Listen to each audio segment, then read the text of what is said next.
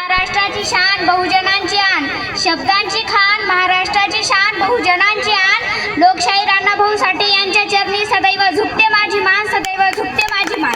सर्वप्रथम मी लोकशाही अण्णाभाऊ साठेंना माझा मानाचा मुजरा करून त्यांना त्रिवार वंदन करते।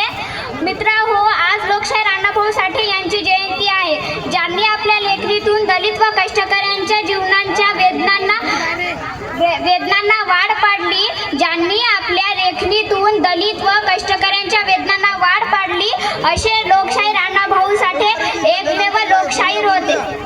त्यांचा जन्म सांगली जिल्ह्यात